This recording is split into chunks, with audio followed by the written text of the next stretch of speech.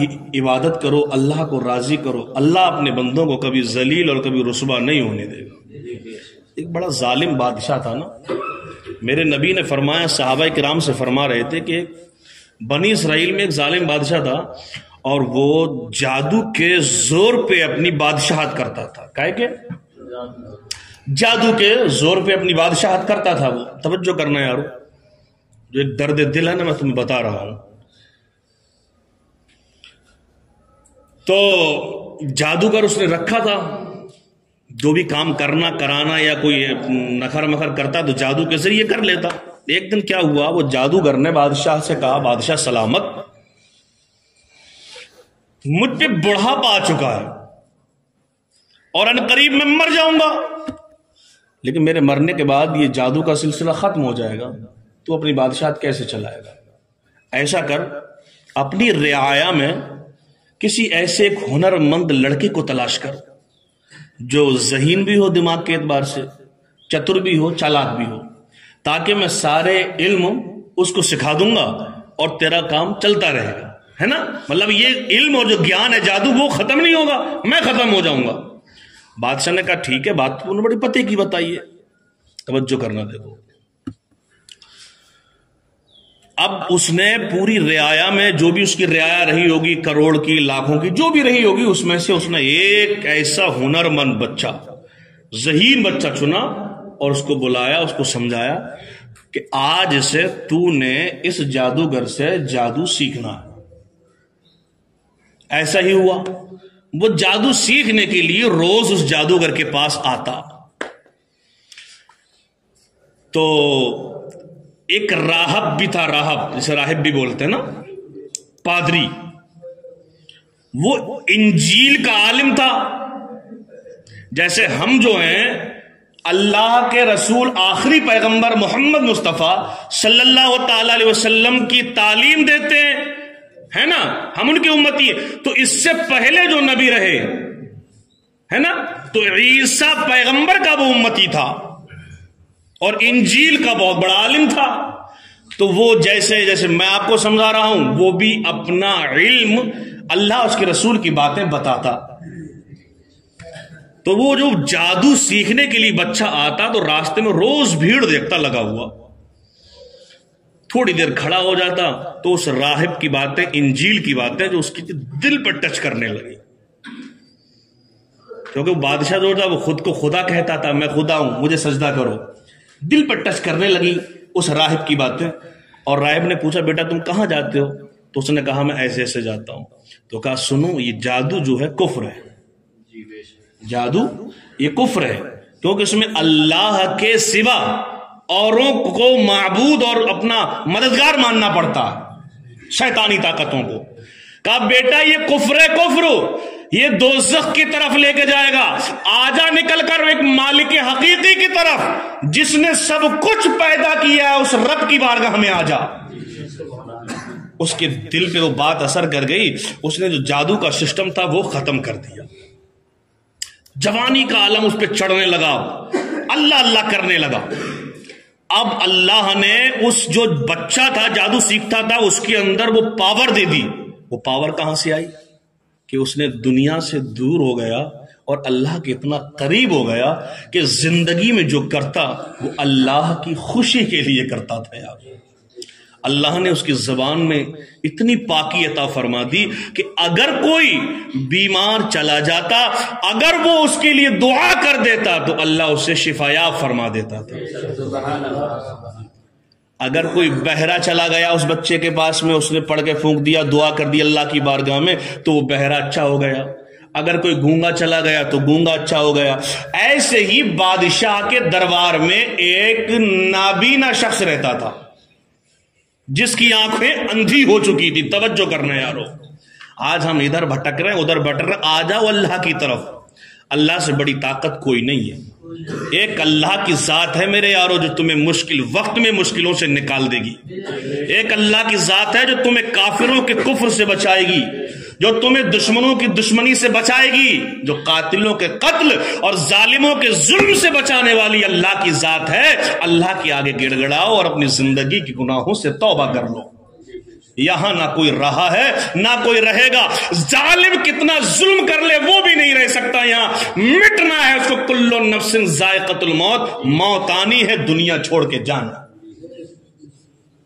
اب بادشاہ کے دربار میں جو نابینا اندھا تھا اس کے کان میں یہ خبر پہنچی کہ ایک بچہ ہے, اگر وہ دعا کر دے تو آنکھیں بھی اچھی ہو جاتی ہیں, بیمار اچھے ہو جاتے ہیں.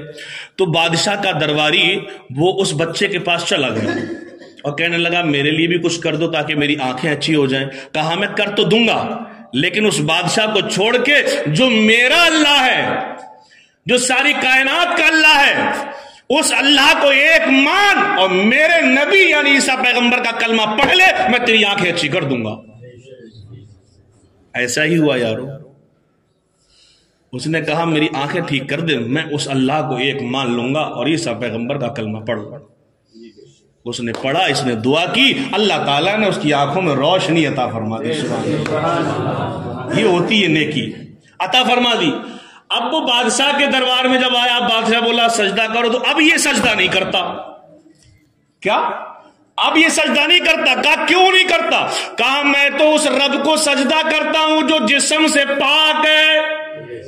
کہا وہ کون ہے؟ کہا وہ رب وہ ہے کہ جس نے تجھے پیدا فرمایا. میرا اللہ وہ ہے جس نے دنیا کو پیدا فرمایا.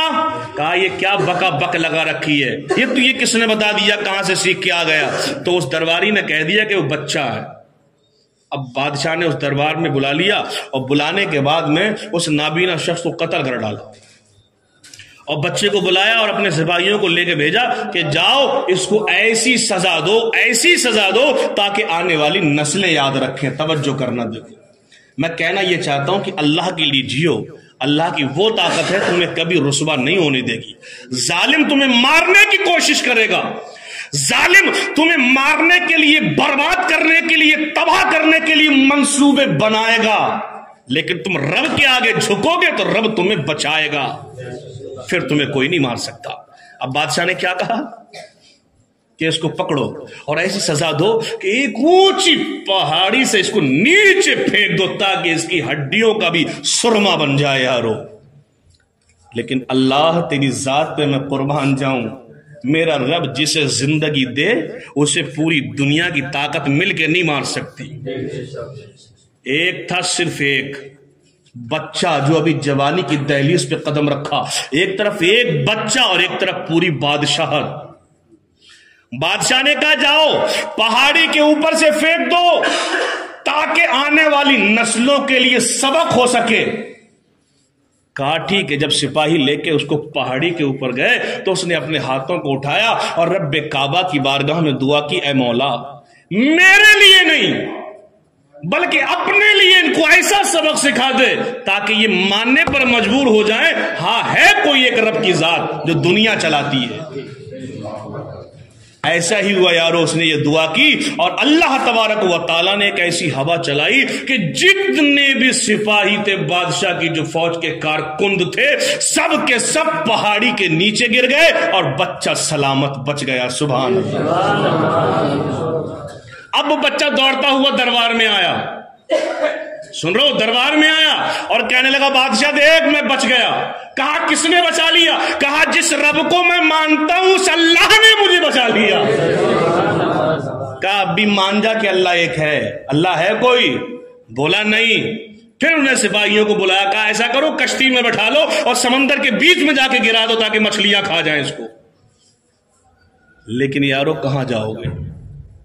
اللہ کی نظر جس پہ ہو, اللہ کا کرم جس پہ ہو, اللہ کی رحمت جس پہ ہو, دنیا اس کو مٹانا چاہے مٹا نہیں سکتی. آج یہ نہ دیکھو یہ ہو رہا ہے وہ ہو رہا ہے. میں یہ کہوں گا سب کچھ نفرتوں کو ختم کر کے آپس میں محبت پیدا کر کے اللہ کے آگے جھک جاؤ. اپنی زندگی کے گناہوں سے توبہ کر لو, کہو مولا ہمیں معاف کر اور اپنی بارگاہ میں مقبول فرما لے. دنیا تمہارے قدموں میں جھکے گی، تمہاری لاکھ دنیا دشمن بن جائے کچھ بگاڑ نہیں سکتی۔ آج ہم جو ذلیل اور جو رسوا ہیں اس کی وجہ کچھ اور نہیں ہے، اس کی وجہ صرف یہ ہے کہ ہم نے قرآن کو الماری کی زینت بنا دیا، نماز ختم کر دے موبائل کے شوقین بن گئے، بڑوں کا ادب ختم کر دیا، ہم نے چھوٹوں پر رحم اور شفقت ختم کر دی، سچائی جو ہمارے دلوں میں تھی اس سچائی کو مار دیا، اور جھوٹ ہم نے اپنی زندگی کو بنا لیا۔ جھوٹ نہیں کہہ رہا ہوں، الفاظ کڑوے ضرور ہوں گے لیکن اس میں میرے یارو سچائی ہے۔ میں اس لیے سمجھا رہا ہوں وہ دن آئے تم اللہ کی رحمتوں کے قریب ہو جاؤ تاکہ اللہ کی رحمت اور اللہ کی مدد تمہاری اور میری حفاظت کر سکے۔ پھر مت کہنا آج کہتے ہیں کہ یار اللہ بھی کچھ نہیں کرتا، کچھ کہتے ہیں ایسے لوگ، ایسا ہو رہا اللہ کچھ نہیں کرتا، ارے تو بھی تو کچھ کر لے، اللہ تو قادر ہے سب کچھ کرنے پر، اللہ تیرا امتحان لے رہا، تیرا امتحان، اپنے گناہوں سے توبہ کر، اللہ مدد کرے گا۔ اب کیا کہا بادشاہ نے کہ اس کو ایسا کرو 20 سمندر میں ڈال دو تاکہ مچھلی کھا جائے۔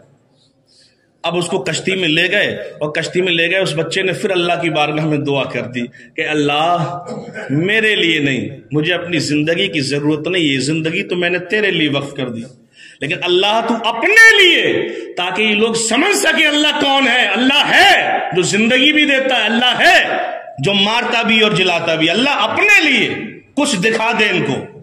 جب بچے نے دعا کی تو ایک ایسی وہاں دریا سمندر میں ہوا چلی کہ کشتی پہ سوار سارے فوجی، سارے سپاہی سمندر کے اندر غرق ہو گئے، مر گئے، اور یہ بچہ صحیح سلامت کنارے آ گیا۔ اب یہ بچہ پھر بادشاہ کے دربار میں چلا گیا اور کہنے لگا بادشاہ دیکھ میں بچ گیا۔ کہا کس نے بچایا؟ کہا جس رب کو میں مانتا ہوں، جس رب کے آگے میں جھکتا ہوں، اس پروردگار ایک اللہ نے میری حفاظت فرمائی ہے۔ کہا پھر تو کیسے مرے گا؟ کہا وہ بھی میں بتاتا ہوں، اگر میری تو جان لینا چاہتا ہے تو میری روح کیسے نکلے گی؟ میری جان بھی اگر نکلے گی تو اللہ کے نام پہ نکلے گی۔ کہا کیسے؟ کہا ایک بوٹا، ایک درخت پہ مجھے باندھ دے، اور باندھنے کے بعد تو ایک ایسا تیر چلا جو میری پیشانی پہ لگے، لیکن شرط اتنی ہے کہ میرے رب کا نام لے کے چلانا، تب میری جان نکلے گی ورنہ نہیں۔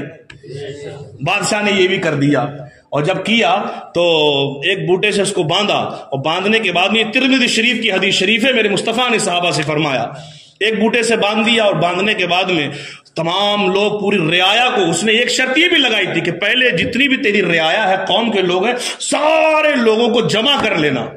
سب کو جمع کیا گیا، اور سب کو پتا تھا کہ لڑائی میں کیا ہے، بادشاہ خود کو خدا کہتا ہے، بچہ کہتا ہے خدا وہ ہے جس نے سب کچھ پیدا فرمایا۔